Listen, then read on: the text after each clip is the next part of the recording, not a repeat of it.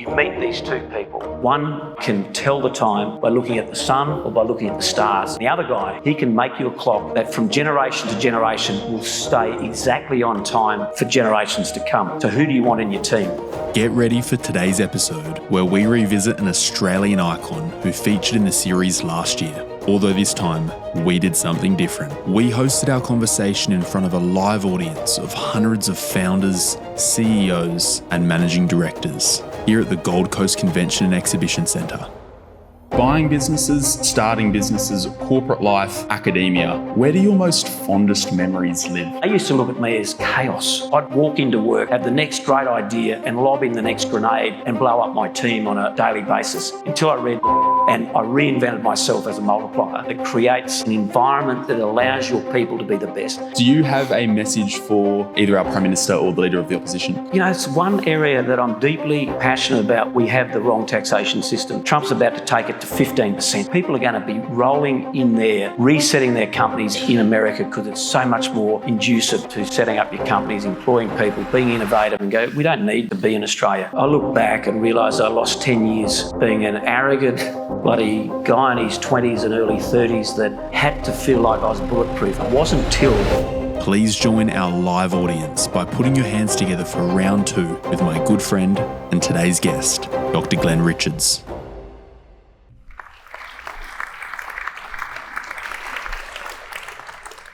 Glen Richards, how good? Hey Sam, look, that introductory reel, can I get a copy? Because I feel proud of myself. That was pretty impressive.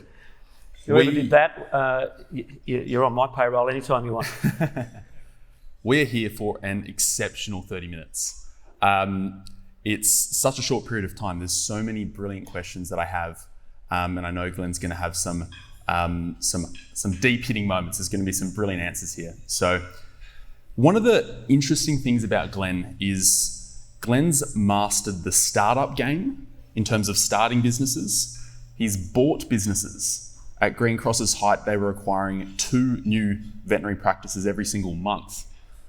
Corporate world, lots of experience in that. You're chairman of multiple ASX listed companies, and you're a doctor. So you've got the academia piece as well. Out of those 4, so buying businesses, starting businesses, corporate life, academia, where do your most fondest memories live? You know, when you think about it, where is it where your intersection of where your strengths are, where your excitement is, where your passions are, and something about a deep sense of purpose. And I guess I've got to look back in the days of a frontline vet, deep satisfaction with saving the world and saving pets and having that emotional response of helping pet owners. That was beautiful. But I think the reality is, as someone who wanted to change the veterinary industry, highest suicide rate of any of the professions, one of the highest burnout rates, very poor succession planning when I started Greencross. So the older vets didn't have a succession plan because young vets weren't keen to take on the debt and take on a practice.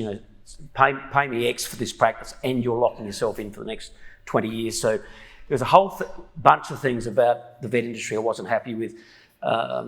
Poor education opportunities for our vets, poorly equipped.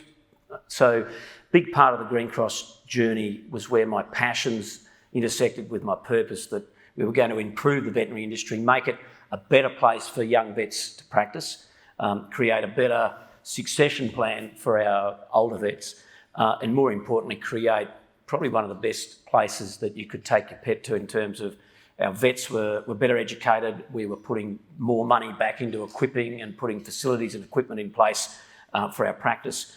The buying power of the Greencross machine meant we could do a lot more for our pet owners and our employees.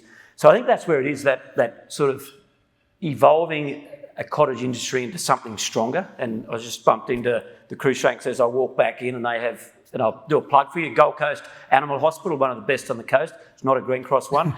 You can pay me later, Kevin. But the reality is, we didn't have to own everything, and you didn't have to be in opposition. But I polarised the vet industry because we were doing something very different at the time. I'd bump into older vets telling me I was going to destroy the profession. I said, actually, we're going to make it better. We are going to put, and I still remember looking at the survey data on where vets fitted into their community. We were below undertakers and below teachers, and I know the room's full of teachers. We were down in the bottom quartile of value to our community, and I'm going, that's just wrong, because I knew as a pet lover, and I knew the amount of feedback that I got from my clients, that we fulfilled a really important part, and we're in the companion animal end. There's production animal, companion animal, and performance animals, not smallies and biggies, as a lot of the profession like. We were companion animal, looking after the family pet, which provided seriously important emotional well-being as part of that family. And that is probably my fondest memory of being able to pull a team together to be able to go out and have, and I wouldn't say acquire, to convince practice owners to roll their practices into the Greencross team, and then work out how best to support those employees, how best to support our pet owners as we went forward. And it was a long journey, very, very physically, mentally, taxing through that period. So we listed a company on the Australian Stock Exchange and went, I don't have the experience to do this. Run a little vet practice in Townsville with 50 staff, to suddenly being a CEO of a public company. So I remember my CFO going, mate, you're not up to the job. Move aside and I'll take it on. Craig's a great guy. And I said, no, I think you've got to help me, and we've got to learn how to be a CEO. So that quick escalation of, I'll give it a go, I'll have a go, and if I can't do it, then I will hand it over to someone who can. But reinventing myself as a CEO and a leader of people. We ended up with about 2,000 people in my team.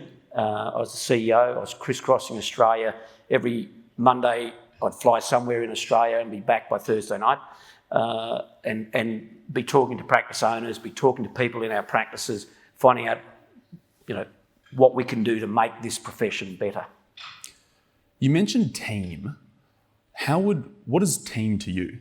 You've got a famous line, the story about the time teller. Yeah. So the thing about team is taking your ego and putting it aside. And I'm investigating a company at the moment, and this guy, when you meet him, you realise the founder of this company I'm looking at, and Will asked me about it, and I'm not going to say the name, but I'm looking at it this week, thinking about becoming chairman of this company. And he's a genius. You meet him and he's the genius in the room. And the reality is, the concern I have for a lot of founders, and when I look as an investor into teams that I might invest in, it's trying to find foundation teams, because you're relying on one person. That's dangerous as an investor. If he gets hit by a bus tomorrow, will the company stop? So you need teams. And I said to him, I'm worried that you might be a narcissist, and I'm worried that I invest and then I want to mentor you and you won't listen to me. He said, no, I've got 7 PhDs in the team. They're all smarter than me. I said, anyone smarter than you is amazing, but if you've done that and you are willing to listen to the people in your team and think about resetting your thoughts because you've got a really powerful team around you, that's when you've got strong leadership.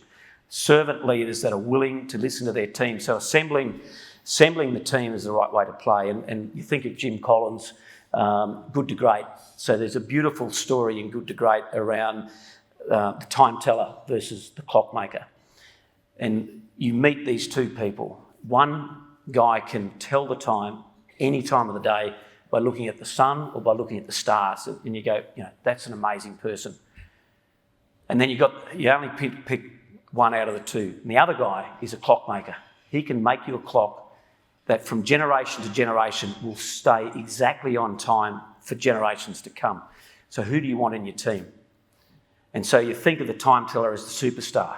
That's the guy that runs onto the field and scores the goal or can kick through the goalpost. The clockmaker is the guy that sets your company up for generation, because they're the ability, you are, as a leader, put your ego aside, you are setting up systems, procedures, how you recruit, how you look at ideas, how you look at opportunities, how you look at roadblocks, so that from generation to generation, that company continues to reinvent itself. And the trouble with a time teller is they have big impact when they're in your company. They have big impact at the time of being the CEO or the leader. Great ideas person, they're great at execution, but they're not building generational companies. And that's the important part. As Australia gets older, and the concern I have is you look at the top 10 companies in this, or top 5 in the ASX, that hasn't changed since something like 1934, something ridiculous. Whereas you look at America, the top 5 or top 10 companies on the stock exchange, they are constantly changing and reinventing themselves. We're stuck with banks and mining resources, and we're not building enough Atlassians now. So the thing is, you want companies that can act on great ideas or go after industry roadblocks and reinvent themselves from generation to generation. So you build generational companies. So important. Yeah, another really interesting piece to that is, the evolution of being a founder. Because there's many business owners in the room, and you start out as often as a practitioner, operating founder, but then ultimately you've got to become a manager or an executive. Do you have any strategies for people that are transitioning through that evolution?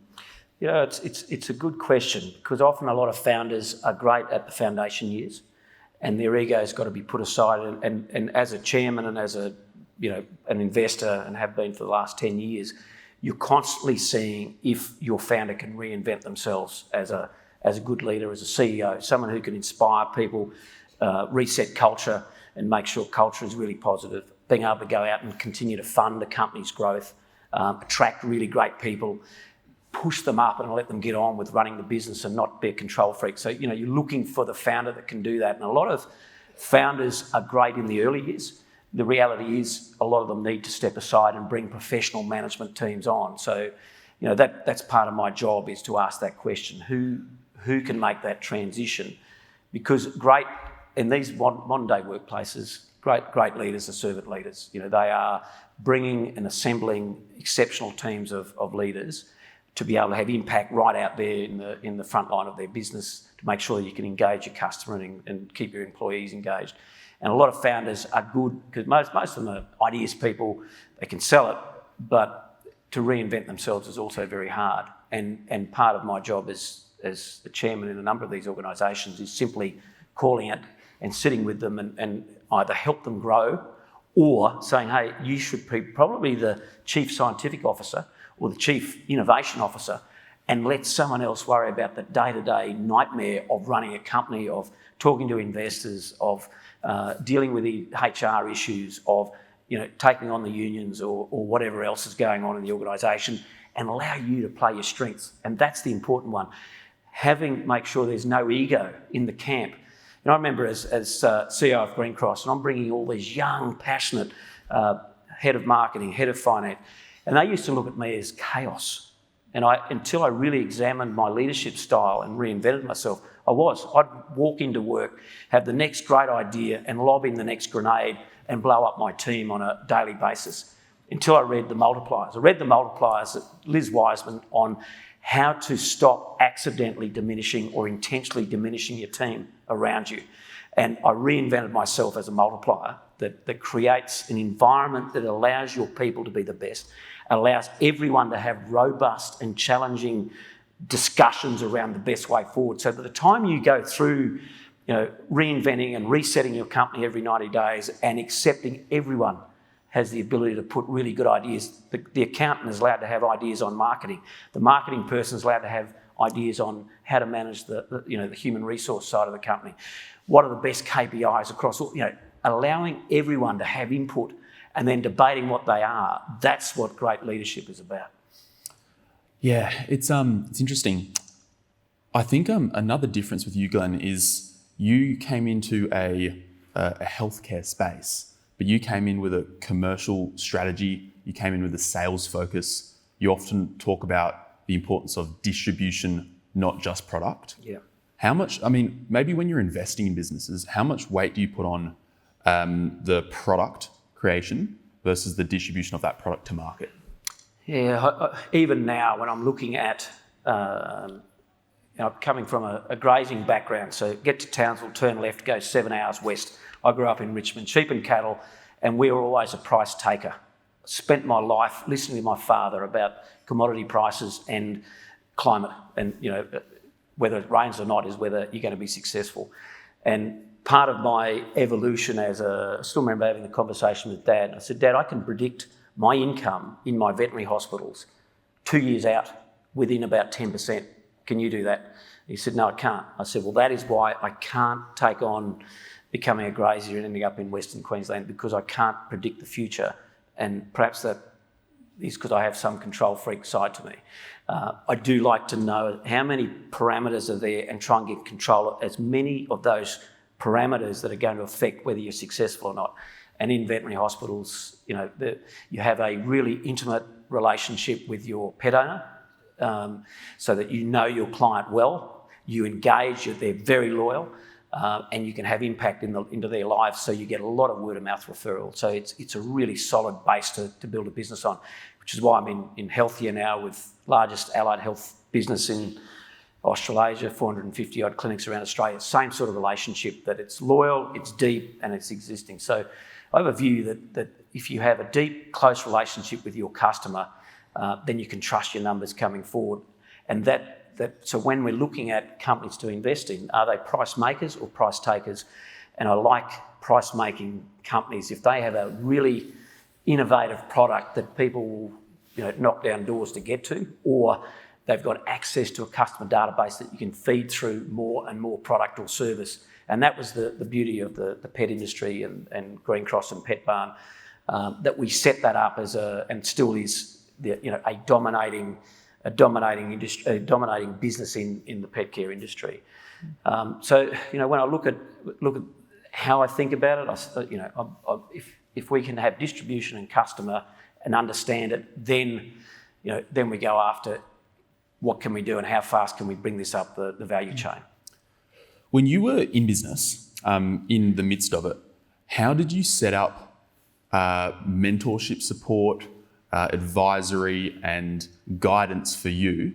And then the back end of the question is, now that you're on the other side of that and you are the advisor and the mentor, how do you set it up on that side? Look, I look back and realise I lost 10 years being an arrogant, bloody guy in his 20s and early 30s that had to feel like I was bulletproof, that testosterone that sort of courses through your veins. You don't want to show vulnerability. I'm hoping the men of today are a lot better at the vulnerability piece, but Gen X is damn hopeless. So in my 20s and 30s, I didn't go out looking for mentors. I thought I had to be bulletproof. I needed strong mentorship around how to fund, how to market, how to engage, and I didn't go looking for it. It wasn't until I built a really successful little business in Townsville, from one vet practice to 5. We opened a pet store, so we had 60 odd staff up there. Then I hooked up with a couple of friends in Brisbane, and they were 10 years older than me in the veterinary industry, John Odlum and Keith Knight, and they became my mentors. So they helped. So we joined together as a cooperative. So we used my brand from Townsville across a whole bunch of practices in Brisbane and Townsville, and had this sort of marketing group and a buying group, and that was about it. But the mentorship from John and Keith, because I deeply respected them, but it was a natural progression that I started understanding. You can go faster and you can go better and you can go safer, less risky, if you start surrounding yourself with different mentors for different topics. And so John and Keith, myself, joined forces. Greencross was a co-op. We then evolved into a corporate model. A couple of guys turned up, they'd optioned up some vet clinics on the Gold Coast. We joined forces. We ended up with 31 clinics in a corporate entity that we listed on the Australian Stock Exchange in 2007. We're a $20 million market cap, absolutely irrelevant if you think about it today. Listed that, we started doing a roll-up, which is acquiring 1 to 2 clinics. While that was going on, we opened Pet HQ a couple of years before we listed Greencross. Pet HQ, it's a nice big building, and the guy who developed the building said, Glenn, come and have a look. I've got a vacant, I was taking a 300 square metre space for a new vet hospital. What can we do with this 1,000 square metre site right beside an auto barn? I said, I think it'd make a good pet store. And he said, really? He said, how would you do that? I said, I have no idea about retail. I walked across the road, then two of my clients were in a little pet store. And I said to Michael and Carol, I said, see that across the road? How would you feel about joining me in opening a big 1,000 square metre facility across the road? They said, we'd love to. We've just come back from the US. We've studied Petco. That would be fantastic. So within 10 minutes, we've done a deal to open a massive pet store. On the day we opened Pet HQ, I invited two friends from Sydney. Paul was an old friend, had been a Caltex rep for North Queensland, but had moved to Sydney. We'd been drinking buddies, and I said, come up and have a look at this pet store. And they were looking for something else to do. They'd been very successful in online retail, sold that to Coles, and they were looking for something else. So the day we opened Pet HQ, we had an outside broadcast going on with the local radio station. We had Dr Harry, we had vet hospital tours, we had specials on Frontline, the parasite control for dogs. We gridlocked Townsville. It went ballistic. We did $50,000 on our first day of opening back in 2007. Petbarn's pretty excited if they still do that number on their first day of opening new stores now. So you get all the demographic data, you open a pet store based on your modelling, and if you hit your number, you're really excited because it starts there, falls back, and then eventually goes back to about your opening day. So, the way you think about things is pretty important. So Pet HQ then morphed into Petbarn, and we rolled out and rolled up Petbarn. We were rolling up Greencross, and then we put the two together in 2014 into the largest consumer-facing pet care company in Australasia. That's in 2019 was gone from $1 to $10, $60, $11 as a share price, which is crazy. It was 32 times price-earnings ratio. I've moved out of the management team to be a board member. My financial advisor said, you've been 20 years in business, you need to pull your head in and take some money off the table. So I did, and reinvented myself as an investor. And that's where Shark Tank turned up. And I went, there's no way I want to go on Shark Tank. Absolutely no chance. And between my wife and Steve Baxter, who was on Shark Tank, they got me drunk. Did the old 1-2, and next thing I ended up on Shark Tank and hungover and ready to invest in companies. But it was a good way to transition from management team and sort of business owner into the investment world. And it did help open up and get massive deal flow in early stage and scale ups. So a lot of my investments, even today, 10 years on, are because of Shark Tank exposure. So interesting times. How many businesses would you be involved in or have a commercial relationship with now, roughly? That's a hard question. I'll ask my wife, and she'll just shake her head. I've got a spreadsheet about this long. Look, three mindsets. One is don't lose it. Here's the platform. So that's fund managers and real estate. The middle group is the scale-ups. When I meet really successful businesses, really passionate founders that I can invest in that have developed good businesses, they're good revenue, they're good profit, but they're starting to run into either funding problems or they're running into chaos because they're growing too quickly. They're right in my wheelhouse going, I can help you with scaling up. I lived and breathed the Rockefeller habits, Vern Harnish's work around getting chaos under control using tools that we've all evolved. So simply annual planning retreat, 90-day resets, 30-day management meetings, weekly review meetings on where you're at with your projects, daily WhatsApp huddle. So set agendas that you cycle through. So we learnt a lot with the meeting rhythms out of Bernard. So getting chaos under control is so important. So I take all those learnings and help my scale-ups, and then I've got my early stage ones, and that's where you just accept. If you're going to go into early stage investing, one's going to hit the lights out, three are going to muddle sideways and probably go okay, and you'll still be there 20 years from now muddling sideways, and then there's a whole bunch of carnage that you just have to accept. So every now and again when I turn up at the dinner table and go, darling, writing off another one, you can see the look on her face, but it just happens. And I've even had a couple of scale-ups that you think are bulletproof. One in doing general practice, medical practices, blew up and end up in Bad Bank at ANZ, and that was a lot of fun. When you get told to present yourself to Bad Bank at a meeting, I'm going, no, I'm not coming. I'll dial in. There's a lot of push and shove around how those conversations happen.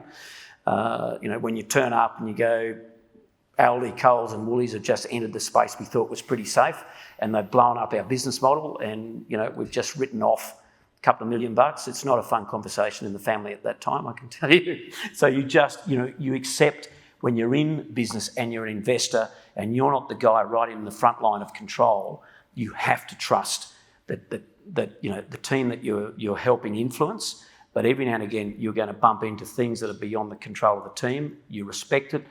You don't beat them up. It's that famous out of the Rudyard Kipling if poem. If you can, bet all your savings on a game of pitch and toss, lose everything and start again. That's what happens in the business world. That's the real world, that you need resilience, you need passion, you need vision, and you need people like me who are prepared to back, some of these founders and give them a red hot go. And things occasionally just don't go according to the plan. And when that happens, dust yourself off and go again. Greencross in the early days, we were opening, I had 5 clinics and a pet store open. I opened 1 pet store and 2 vet clinics in the same 12-month period. I ran out of cash. I maxed out all my credit cards. My business partner, who was a minority shareholder in the practice, said to me, Wendy said, when's our next dividend check? I said, Wendy, don't ask about dividends because they're not happening for at least 12 months. And I worked out that the best place to get funding and carry the cash, because working capital, I'd run out right on the bones of our arse and I'm going, I'm not losing this thing. Just simply stop paying your BAS. So the ATO, great place to borrow money without having to talk. So I didn't pay my GST and my BAS statements for about 12 months, which then funded to get us through that cash flow crisis. So I got this phone call. So when you own a vet practice, we could put all my drug purchase on a Diners Club card in those days. We also got all these points from the wholesaler. I had these massive points. So we could fly first class around the world, stay at the best hotel, all on points, no cash. So we're sitting in Los Angeles airport and I get a phone call from the ATO and Dr Richards, you haven't paid your BAS for 12 months. I said, yes, I know. So what are you going to do about your account? I said, how much do we owe? And it was a couple of $100,000, which was pretty damn useful. I said, a couple of $100,000? Yeah, I thought it was getting up. Would you mind if we simply close the account? You can hear the absolute deafening silence on this phone going, what do you mean close the account? Well, let's just close it and call it quits. I'm sitting in LA and you're not making it really inspiring for me to fly home. And you can see the consternation in this ATO person that loves to shut down small business. But in the day, unlike now, and the ATO has gone rogue, they're shutting down 14,000 liquidations in the last 12 months, most of them because of the ATO. They are stuffing up small and medium business. That's my rant. Back in the day, the ATO was so much more supportive. My accountant and the ATO had a long chat and they agreed that they wouldn't charge me interest and they didn't hit me with any fines. And they carried me while I paid that $200,000 back over a 12-month period. And the amount of tax I've paid, the amount of employees that we've employed over the years, I've paid it back in spades. And I think, the ATO has seriously got to have a look at themselves at the moment, shutting down and so many really good small businesses at the moment. It's a great transition. We're in an election year. Funny that. Do you have a message for either our Prime Minister or the Leader of the Opposition?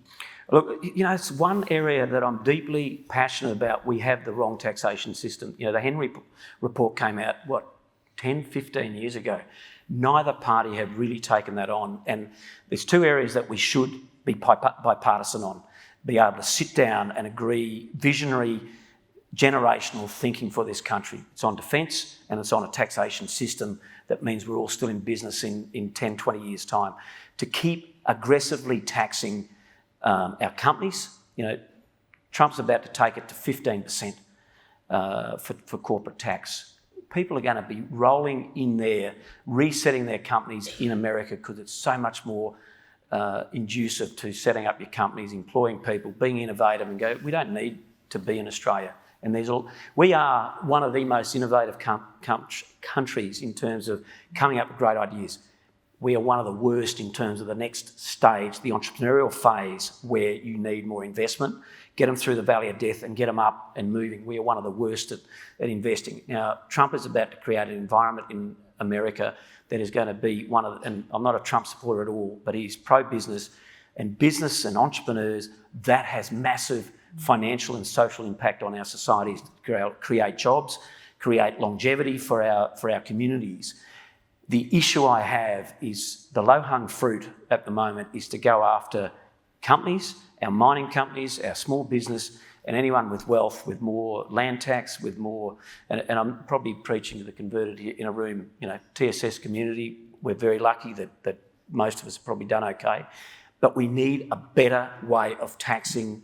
And my simple one is go and read the Henry Report and you realise we've got to lift GST, rebate for the socioeconomic hardship families, rebate or look after them with social care, but we need a better, tax me more when I spend it because I'm probably wealthier than a lot of people and I'm going to spend a lot more, so tax me harder the more I spend, but stop coming after my companies and people like me who, the better I do, the more you want to come after me. And it's a weird relationship we have in Australia, that we have that tall poppy syndrome.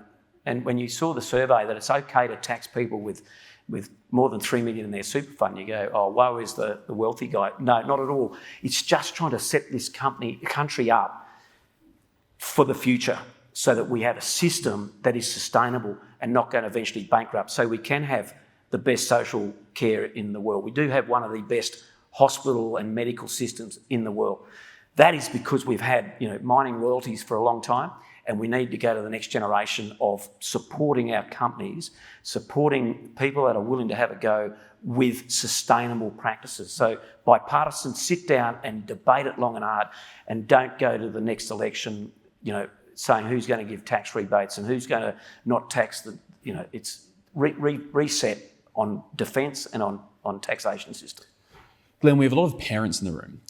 As a successful parent, do you have any strategies as to how to empower your children to succeed on their own accord, almost without spoon-feeding them? Because it's not easy to not do that. Yeah, and look, you've met Jess a number of times, so I'm hoping you're saying that know my daughters in a really positive way. Beautiful family. They are very humble, very respectful of everyone around them, and I think Lisa and I, that's how we are.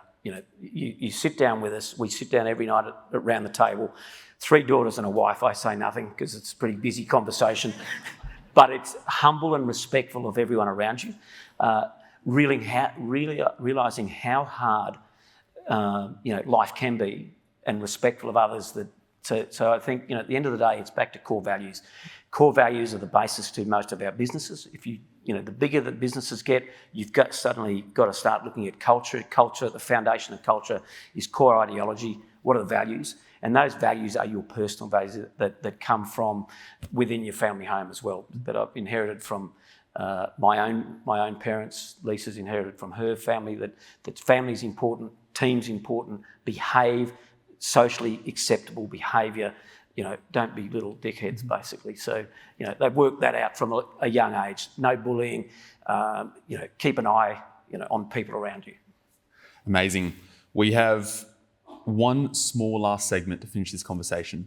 It's called This or That. I'm going to give you 2 words. This or that. And you've got to pick one, whichever one you favour. Rugby or rowing? Rugby. Starting a business or buying a business? Am I allowed to justify it or just answer? No. Quick response. These days, buying a business. Reading books or listening to education podcasts? Reading books. Brisbane or the Gold Coast? Sunshine Coast. Sales or marketing? Oh, sales. Wisdom or wealth? Wisdom. The country or the city? Oh, we live in Brookfield. I love country meets city, country. And who's actually watched Shark Tank Australia? At least an episode. Okay, there's going to be a lot of three season box sets being sent out, I can tell you. You know what? I haven't seen the latest Shark Tank at all. So it was a bizarre thing to be on that thing. We hadn't watched it. We had not watched Shark Tank before I went on. So sitting around the family table saying to the kids, I've been offered this gig to be on Shark Tank. And they go, what's Shark Tank? And you go, well, people come out and they pitch and you've got to invest. And they go, why wouldn't you do that, Dad? I said, on national TV. What if I look like a dickhead? And they go, well, that's sounding like you're fearful of facing the unknown and you keep telling us to have a go, so why wouldn't you do that? And I went, okay, I'm being replayed exactly the stuff I've been telling my daughters for a generation of going to school, so tough one. Last one, Andrew or Steve? Oh, that's terrible. Janine. Thank you so much, Glen. This has been an incredible morning. I can speak on behalf of everybody here that we're very grateful for your time, your knowledge, your humbleness and your expertise. So thank you, Sam. A really good set of questions and really engaging, and well done too, mate. Thank you.